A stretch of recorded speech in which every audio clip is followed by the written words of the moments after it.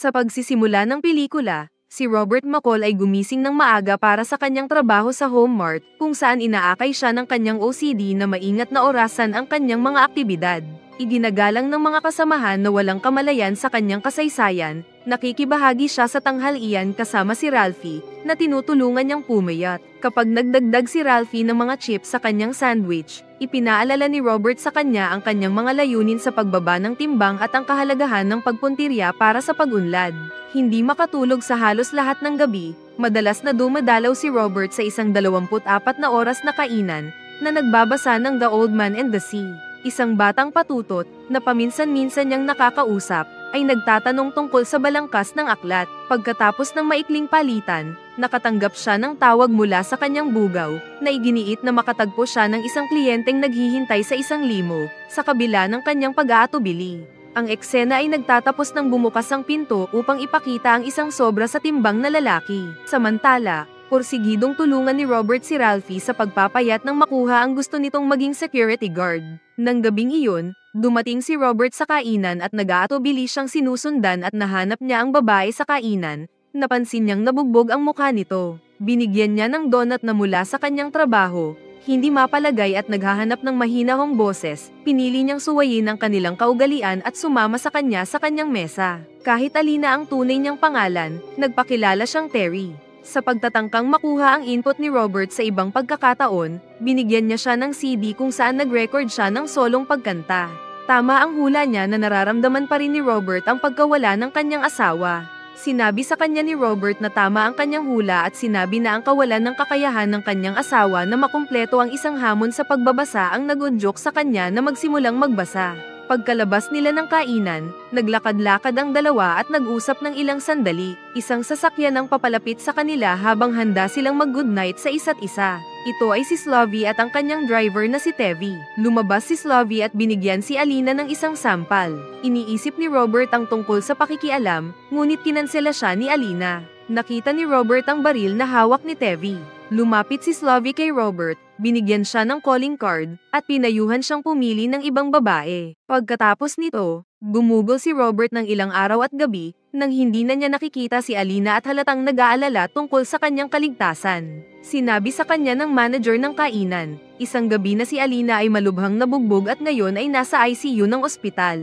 Nang makarating doon si Robert, nakita niyang mas durog at napinsala ang mukha ni Alina. Bukod pa rito, napagmasdan niyang kasama niya si Mandy, isa pang babae na humihikbi ng sobra. Nananatili si Robert sa labas ng silid at pinagmamasdan ang mga babae mula sa malayo. Maya-maya, dinaanan ni Mandy si Robert habang humihikbi, pinuno niya ng kape ang tasa hanggang sa mapuno. Sa pagtiyak sa kanya, nagtanong si Robert tungkol kay Alina at sinabi niyang kaibigan siya. Sinabi ni Mandy na pagkatapos hampasin ni Slovy si Alina, sinaktan niya ito pabalik, nang mawalan ng gana si Slovy, pinahiya niya ito. Ayon kay Mandy, minsan ding nagbuhos ng battery acid si Slovy sa mukha ng isang batang babae at patuloy siyang binibitawan bilang babala na huwag bumitaw sa kanya. Tinitingnan niya ang kanyang mga kasintahan bilang walang iba kundi mga kalakal. Pinag-isipan ni Robert ang bagay na ito sa loob ng ilang araw bago magpas siyang kumilos. Bumisita si Robert sa isang restaurant kung saan tumatambay si Slovy at ang kanyang mga tauhan gamit ang card na ibinigay sa kanya ni Slovy. Ipinangako ni Robert ang kalayaan ni Alina, kapalit ng isang sobre na naglalaman ng $9,800 habang naglalakad siya sa loob ng office space sa itaas ng restaurant. Ang mga thugs ay nangungutya kay Robert, at ipinahayag ni Slovy na siya ay nakikinabang ng labis mula sa kabataan ni Alina na $9,800 ay bibilhin lamang ng isang buwan ng kalayaan para sa kanya. Pagkatapos ay pinayuhan niya si Robert na dapat umuwi at mag-jerk off ng 9,800 beses habang tumatawa sa kanyang alok. Kung gayon marahil ay hindi gaanong mahalaga si Alina at maiisip niyang palayain siya. Si Robert ay nagsimulang umalis pagkatapos ibalik ang pera. Muntik na siyang maglakad palabas ngunit sa huli, pinili niyang manatili at isinara ang pinto. Tinitigan niyang mabuti ang mga lalaki na pinapansin ng anumang armas na maaaring dala nila. Pagkatapos ay tinatakda niya ang kanyang relo para sa naangkop na sandali at nagpapatuloy. Itinutok ng isang lalaki ang kanyang baril kay Robert, ngunit inagaw ni Robert ang braso ng lalaki dahilan upang barilin niya si Slovy sa lalamunan. Pagkatapos tinusok niya ng shot glass ang mata ng lalaking iyon. Matapos gamitin ang sarili niyang kutsilyo para hampasin ang ikatlong lalaki, Kumuha siya ng corkscrew at sinaksak si Tevi ng ilang beses hanggang sa sinaksak niya ito sa baba at napatay. Lumapit si Robert kay Slovy at ipinaliwanag ang pisikal na kalagayan niya, na ipinaalam sa kanya na ilang segundo na lang ang nalalabi upang mabuhay. Nang tanungin ni Slovy kung sino si Robert, nananatiling tahimik si Robert at nagsimulang magbilang hanggang sa mawalan ng malay si Slovy at mamatay. Pagkatapos ng insidente, umuwi si Robert naglinis ng sarili, at talagang natutulog magdamag para sa pagbabago. Sa resulta ng mga pagpatay, isang Russian mobster na nagngangalang Teddy, ang dumating sa Boston upang imbestigahan si Slovy at ang pagkamatay ng kanyang mga tripulante. Nakikipagtulungan siya sa isang grupo ng mga tiwaling opisyal ng pulisya upang mangalap ng impormasyon, na sa ngayon ay nagpapahiwatig ng isang hit na nauugnay sa gang mula sa isang kalabang organisasyon. Samantala sa trabaho, nalaman ni Robert na wala si Ralphie, ipinaalam sa kanya ng isang manager na huminto na si Ralphie. Pagkatapos ay bumisita si Robert sa isang restaurant na pag-aari ng ina ni Ralphie na si Luz Sanchez, kung saan tinutulungan siya ni Ralphie na makabangon mula sa isang sunog na hindi sinasadyang nagsimula. Samantala, si Teddy ay kinuha ng baluktot na pulis na si Frank Masters, upang makilala ang isang gangster na nagngangalang John Looney bilang bahagi ng kanyang patuloy na pagsisiyasat. Iniinsulto ni John si Teddy at lahat ng mga Ruso, na nag-udyok kay Teddy na hampasin siya ng ashtray habang inaalis ni Frank ang mga alipores ni John. Patuloy ang paghampas ni Teddy kay John hanggang sa mawalan ito ng malay. Samantala, ang mga tiwaling pulis na sina Rimmer at Peterson ay nasa restaurant ng ina ni Ralphie, kung saan kinukulit nila siya para sa proteksyon ng pera, na nagbabanta ng isa pang aksidente, kung hindi siya magbabayad sa oras sa susunod na linggo. Hinarap sila ni Robert sa labas, gustong mag-ulat ng krimen, ngunit pinaalis nila siya hanggang sa tawagan niya ang isa sa kanila. Pagkatapos ay ipinakita sa kanila ni Robert ang isang video ng kanilang pangingikil sa isang clerk ng convenience store, kung saan inamin nilang nagsimula ang sunog sa restaurant. Nagbanta siyang ilalabas ang video sa balita maliban kung isasauli nila ang pera. Bagamat hawak nila siya habang tinutukan ng baril, mabilis silang nadaig ni Robert. Sa kalaunan ay ibinalik nila ang pera sa ina ni Ralphie. Nang maglaon, naglalaro ng baseball si Robert kasama ang kanyang mga katrabaho nang dumating si Ralphie na nakasuot ng uniforme ng security guard pagkatapos maipasa ang kanyang pagsusulit. Bumalik sa trabaho, napansin ni Robert si Jenny, isang cashier, na nakikipag-usap sa isang lalaki na tahimik na tinututukan siya ng baril. Kalmadong lumapit si Robert at iniabot sa magnanakaw ang pera. Hinihingi din ng magnanakaw ang singsing ni Jenny, na pag-aari ng kanyang ina, at atubiling ibigay ito sa kanya habang umiiyak. Napansin ni Robert ang mga tato at pananamit ng lalaki, na nag-iisip ng isang paghaharap ngunit sa huli ay nagpipigil habang papasok ang mga bata sa tindahan, na nagdudulot ng panganib. Sa halip, sinusundan niya ang magnanakaw sa labas, na namamahala upang makitang mabuti ang plaka ng kanyang sasakyan. Ipinaalam sa kanila ng pulisya na ang insidenteng ito ay bahagi ng serye ng pagnanakaw ng parehong individual. Tila alam na ni Robert ang kanyang gagawin, pumunta siya sa isang istante upang kumuha ng sledgehammer para gamitin niya sa kanyang binabalak mamayang gabi. Kinabukasan, natuklasan ni Jenny ang kanyang singsing sa cash register, habang si Robert ay nakitang ibinalik ang sledgehammer sa lugar nito pagkatapos itong linisin. Samantala, nalaman ni Teddy na nawawala si Alina sa mga tauhan ni Slovy at tinanong niya si Mandy, na nagsasabing hindi niya siya kilala. Nang maglaon, hinarap niya si Mandy at pinilit itong aminin na nagsinungaling siya. Sa ilalim ng pagpilit, ibinahagi niya ang mga detalye tungkol sa gabing binisita niya si Alina sa ospital, na binanggit ang isang mabait, hindi kilalang itim na lalaki na nagtanong din tungkol kay Alina, bagaman hindi niya nalaman ang kanyang pagkakakilanlan. Pagkatapos ay sinakaw siya ni Teddy hanggang sa mamatay dahil sa kanyang panlilinlang. Gamit ang bagong impormasyong ito, nakahanap si Teddy ng surveillance footage ng pagpasok ni Robert sa restaurant, ngunit wala ni isa sa kanya ang lumabas. Binisita niya si Robert sa kanyang apartment. Nakikita ni Robert ang pandaraya, ngunit tumubon sa mga tanong ni Teddy na may mga sinasanay na sagot. Umalis si Teddy. Naghihinala na si Robert ay nagtatago ng higit pa kaysa sa inihayag niya. Si Teddy ay nagtitipon ng higit pang impormasyon tungkol kay Robert, ngunit nalaman niyang mayroon siyang malinis na record na walang kaugnayan sa pagkamatay ni Slovy, na humantong sa kanya na maghinala na ang alam nila tungkol kay Robert ay gawa-gawa lamang. Siya at si Frank at isa pang thug ay naghihintay sa isang kotse habang ang isang kasabwat ay pumasok sa kainan kung saan kumakain si Robert. Mabilis na nakilala ni Robert ang lalaki at nagtanong kung may hinihintay siya. Bumunot ng baril ang lalaki at lumapit. Ngunit habang hinaharangan ng truck ang paningin ni Teddy, hinampas ni Robert ang lalaki gamit ang kanyang libro. Pagkatapos ay pinatay siya sa pamamagitan ng paghampas ng kanyang ulo sa mesa. Pagkatapos ay umalis sa kainan, kumukuha ng mga larawan ni Teddy at ng kanyang mga tauhan sa kanilang sasakyan. Sinundan ng mga gangster si Robert sa kanyang tahanan, lingid sa kanilang kaalaman, talagang sinusubaybayan sila ni Robert mula sa ibang apartment na may mga hidden camera. Si Robert ay umalis sa bayan, ngunit para lamang makilala ang kanyang mga dating kaibigan, sina Brian at Susan Plummer, na may background sa intelligence work. Humihingi siya kay Susan ng impormasyon tungkol kay Teddy. Napansin niya na kahit papaano ay alam ni Susan na siya ay buhay pa. Ipinaalam niya kay Robert na ang mga lalaking pinatay niya ay bahagi ng Russian mafia na pinamumunuan ni Vladimir Pushkin, at si Teddy, na ang tunay na pangalan ay Nikolai, ay ang enforcer ni Pushkin. Ibinunyag din niya na ang mga tiwaling pulis na sina Rimmer at Peterson, na nasa payroll ni Pushkin, ay natagpuan kamakailan na pinatay sa isang malagim na paraan.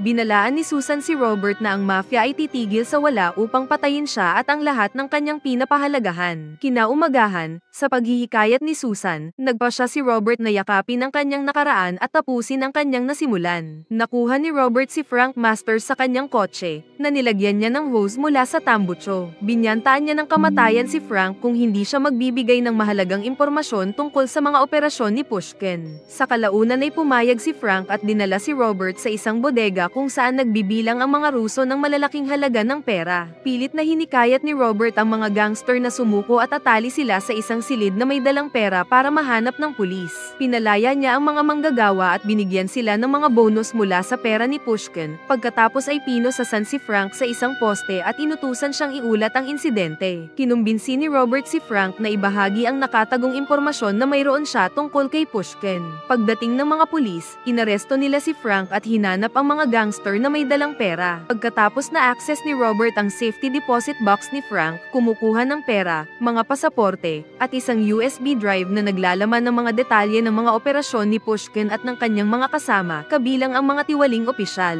Habang kumakain kasama ang pinuno ng koponan, lumayo ang pinuno patungo sa banyo, at ilang sandali pa, lumitaw si Robert sa harap ni Teddy, na ibinaba ang dagwang salaming pang-araw ng pinuno bilang senyales na hindi na siya babalik. Sa kanilang pag-uusap, isiniwalat ni Robert na alam niya ang tunay na pagkakakilanlan ni Teddy at nag-aalok sa kanya ng pagkakataong tapusin ang mga bagay ng mapayapa, ngunit mayabang na tumanggi si Teddy, at sinabing hindi mahalaga sa kanya si Robert. Umalis si Robert, na nagpapahiwatig na handa siyang ipagpatuloy ang kanyang misyon. Kinuha ng mga tauhan ni Teddy si Ralphie, Jenny, at iba pang empleyado ng Home Mart na hostage. Kapag hindi siya dumating, naghahanda ang mga alipors na patayin ang isa sa mga katrabaho ni Robert. Habang hinahanap nila si Robert, sinaksak niya ang isang tao sa leeg at isinabot ang isa gamit ang barbed wire. Nakikipag-away siya sa pinakamalalaki sa mga masasamang tao, na napinsala sa daan hanggang sa mapatay niya siya. Nang tumunog ang mga sprinkler dahil sa pagsabog ng propane, si Teddy ang huling taong naghahanap kay Robert. Hinanap ni Teddy si Ralphie at handang patayin siya nang lumabas si Robert mula sa pagtatago gamit ang isang stud drum set gun. Si Teddy ay binaril ng maraming beses gamit ang baril bago lumapit si Robert kay Teddy at pinatay siya sa pamamagitan ng pagbaril sa kanyang lalamunan. Sabi ni Teddy, "Sino ka?" At tinitingnan ni Robert si Teddy habang siya ay namatay nang hindi sumasagot. Pagkalipas ng 3 araw, lumitaw si Robert sa banyo sa bahay ng Pushkin sa Moscow habang siya ay naliligo. Pinapatakbo ni Robert ang tubig sa lababo hanggang sa umapaw ito at salit-salit na binubuksan at patayin ang mga ilaw. Pagkatapos ng ilang minutong pag-uusap ni Pushkin at Robert, nawala si Robert. Kinuha ni Pushkin ang kanyang sandata mula sa lababo at tinawag ang kanyang mga gwardya.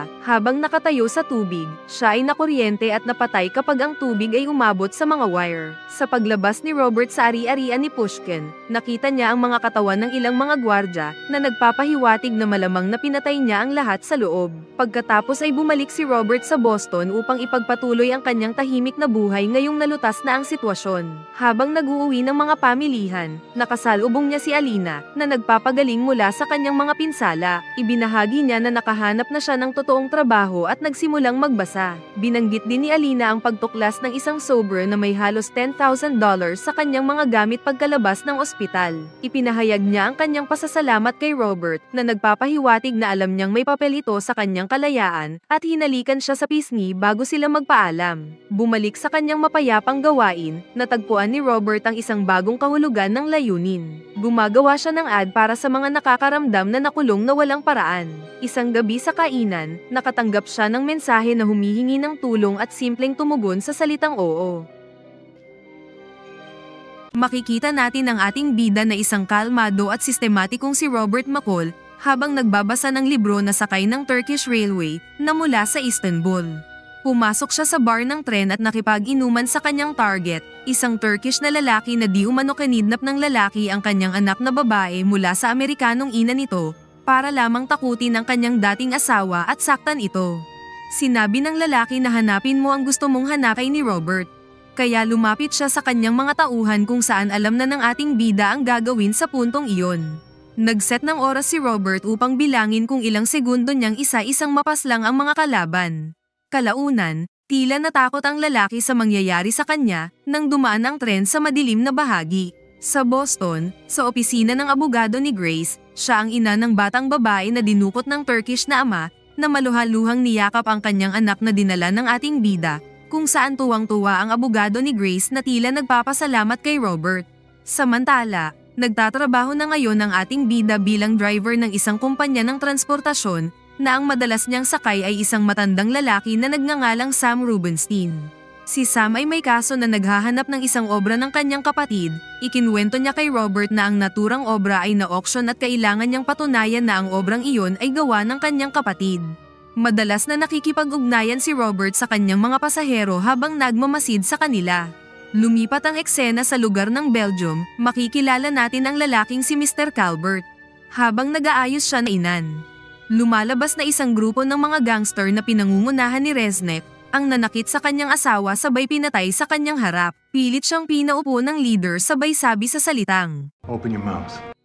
Samantala, pumunta ang ating bida sa isang tindahan ng mga libro upang kunin ang bagong librong kanyang in-order at sa puntong iyon, nakaharap niya si Grace.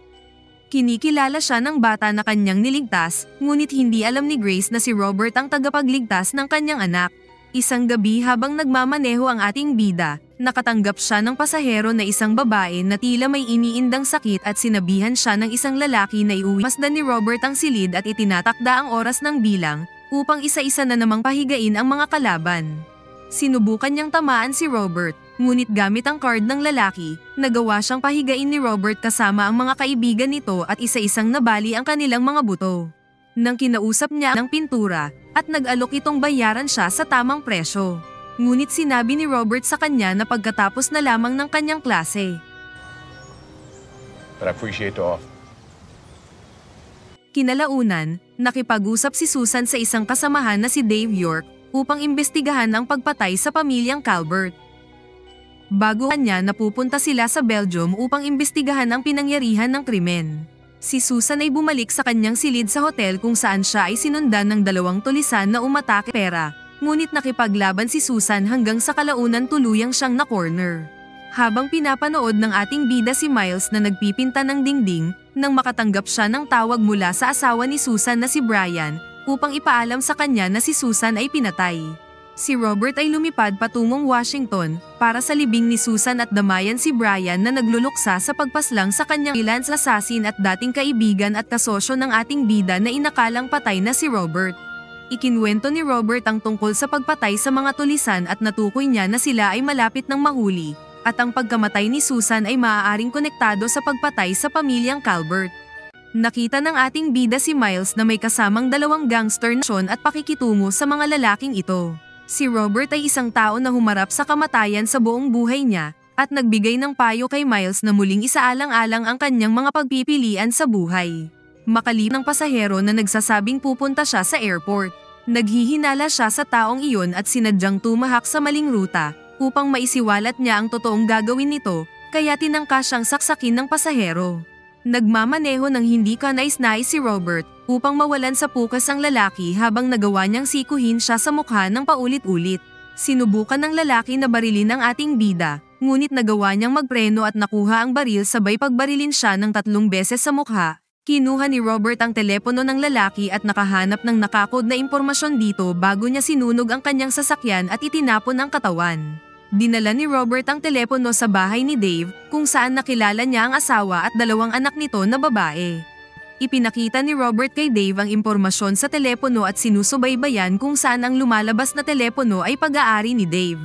Inihayag niya na pagkatapos niyang umalis sa CIA at ng iba pang mga kasama niya, na lahat ay tinuruan ni Robert at naniwala na patay na siya, nasangkot sila sa ilang masamang negosyo, at nang si Susan ay malalaman na ang kanilang kalakaran, kaya nagawa siyang patayin mismo ni Dave.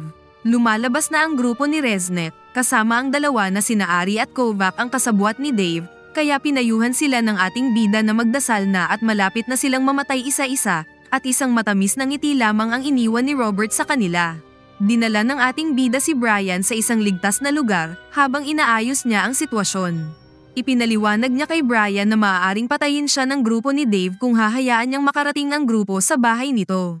Samantala nagpipinta si Miles sa apartment ni Robert nang dumating sina Dave at Kovac upang magkunwaring mag-deliver ng pagkain. Pumasok sila sa apartment habang kausap ni Miles sa telepono ang ating bida. Inutusan niya si Miles na maghanap ng isang lihim na taguan sa likod ng kanyang bookshelf, ngunit nagsisimula na siyang mataranta. Kalaunan, nagawa nilang madakip si Miles, inaalam nila kung saan susunod na pupunta ang ating bida, siya ni Dave. Dinukot ni Robert ang mata ni Dave bago kinuha ang kanyang kutsilyo at sinaksak siya sa tiyan, at pagkatapos ay hiniwan niya ang leeg ni Dave mula sa likod bago siya itinapon palabas ng tore. Ugat siya sa kanyang binti. Dinala niya ang bata sa kanyang lumang bahay kung saan ginagamot ang kanyang sugat at pinahinto ang pagdurugo. Nakita natin ang mga larawan ni Robert noong siya ay isang sundalo at mga larawan ng kanyang asawang si Vivian na ibalik, at isang mural ang ipininta sa dingding ni Miles na naglalarawan kung ano ang tila buhay sa kanyang lumang bansa. Sa tapat ng dingding ay nakasulat ang katagang. Nakikita rin natin si Miles sa isang bus na nakikipag-usap sa isang batang babae mula sa kanyang paaralan habang nakita niya ang isang superhero na drawing na ginawa niya na naging inspirasyon si Robda. Sa huling eksena, si Robert ay nakatayo sa labas ng kanyang lumang bahay at nakatingin sa malawak na karagatan. Pagkatapos ay makikita natin na isinuot ang wedding ring nila ng kanyang asawa na si Vivian. Sa pagsisimula ng pelikula, sa lugar ng Sicily, makikilala natin si Lorenzo Vitale, kasama ang kanyang apo habang nagmamaneho siya papunta sa isang malawak na taniman ng winery. Sinabi niya sa kanyang apo na manatili sa sasakyan at papasok siya sa loob ng bahay. Nasaksihan niya ang isang eksena ng mga patay na kanyang mga tauhan bago tuluyang marating ang basement kung saan 2 sa kanyang security ay nakatutok ang baril sa ating bida na si Robert McCall. Sinabi sa kanya ni Robert na balak nitong kunin ang isang bagay na hindi niya pag-aari. Humanga si Lorenzo kay Robert sapagkat nagawa nitong hanapin siya sa lugar para subaybayan. Binalaan ni Lorenzo si Robert na hindi na siya makakalabas ng buhay. Ngunit sinabi sa kanya ni Robert na 9 na segundo lamang ang kailangan niya para magpasya sa kanyang kapalaran. Matalinong tinapos ang lahat ng mga kalaban gamit ang baril ng isa sa kanila. Si Lorenzo ay brutal na binaril din ni Robert para makuha ang susi sa vault ng winery at mabawi ang pera na ninakaw nito sa isang cyber heist. Sa paglabas ni Robert nasa sasakyan pa ang apo ni Vitale, kung saan nabaril siya nito sa likod. Nagpapatuloy ang eksena sa barko na nakasakay ang sasakyan ni Robert at nakarating sa isang gilid ng kalsada kung saan nakita siya ni Gio Benucci, isang local police sa lugar ng Altamonte. Sa pagkakataong ito, sugatan si Robert dahil sa natamong sugat sa pagbaril sa kanya ng bata sa likod. Dinala ni Benucci si Robert sa doktor ng bayan na si Enzo Aricio, upang gamutin. Sa paggising niya, nagtanong sa kanya ang doktor kung ang tinulungan ba niya ay isang masama o mabuting tao. Tugon ni Robert, hindi niya alam. Inalagaan siya ni Enzo ng ilang araw at sa pangatlong araw, nang si Robert ay malakas na at nagpasyang bumaba sa paligid ng bayan at nakarating sa cafeteria. Tulad ng nakasanayan ni Robert, palagi siyang may dalang kutsara at isang malinis na table napkin.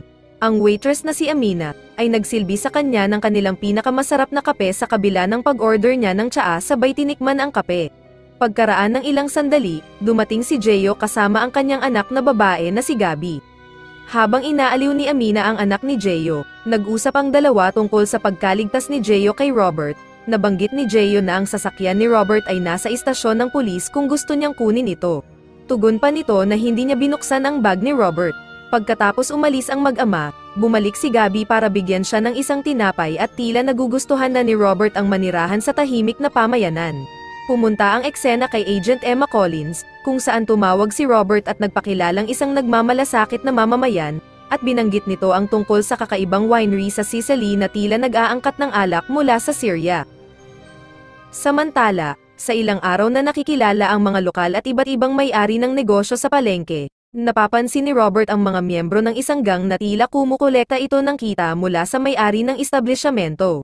Isang araw si Angelo, isang lokal na nagbebenta ng seafood ay binubugbog ng isa sa mga miyembro ng gang na si Marco Quaranta. Napadaan si Robert na tila nagmamasid lamang sa nangyayari sa paligid. Ramdam niyang gumagawa ng kalokohan ang mga gang na ito na kinakatakutan ng mamamayan ng Altamonte. Umalis ang grupo ni Marco sa lugar patungo sa kung saan ang kanyang kapatid na si Vincent na pinapaalis ang mga nagrerenta sa kanilang hotel. Sa bahay ni Enzo, nakwento niya kay Robert ang minsang paglalaro nito ng football noong kabataan niya at balak niyang lutuan ng pagkain si Robert, ngunit tumanggi ito sa halip si Robert na ang magpresenta na bumili ng isda sa palengke. Sa pagdating niya sa tindahan ni Angelo bilang pabor kay Enzo, ang mabait na si Angelo ay tumanggi na tanggapin ang bayad mula kay Robert na nagsasabi na ito ay kanyang karangalan na lumapit sa kanya ang kaibigan ni Enzo na mamili sa unang pagkakataon.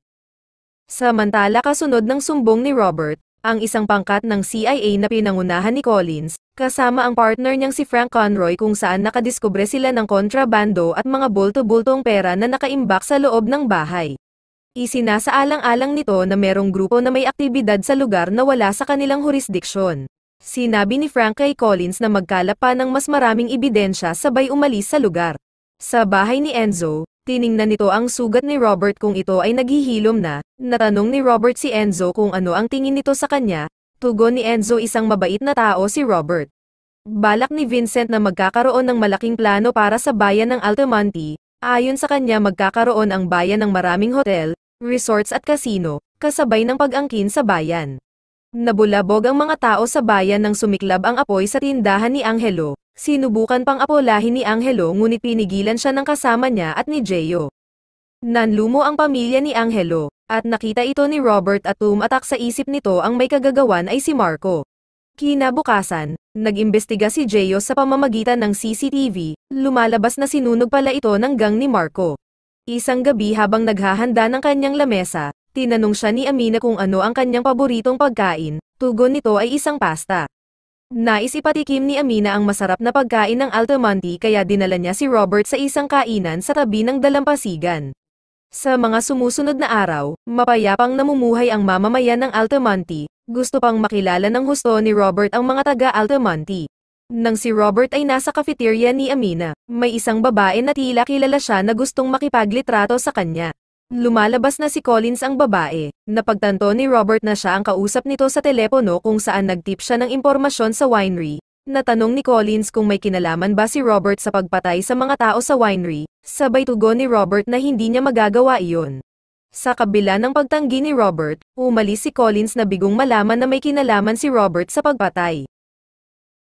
Samantala, pinuntahan ni Gio si Gabby sa paaralan upang sunduin ngunit may biglang tumawag sa kanyang telepono na nagsasabing mas maaga umuwi si Gabby. Natanong nito ang guro ng bata at sinabi nito sa kanya na kanina pa umalis ang anak niya, kaya dali-daling umuwi si Gio upang hanapin naman ang kanyang asawa. Gayunpaman, pagdating niya sa bahay, hawak na ni Marco ang anak at asawa niya, binugbog siya ni Marco sa kadahilan ng huwag manggialam sa kanilang ginagawa. Binantaan ni Marco si Gio na itigil na ang pag-imbestiga sa kanila kung hindi may mangyayaring masama sa kanyang pamilya. Umalis ang grupo ni Marco na nakahandusay si Gio.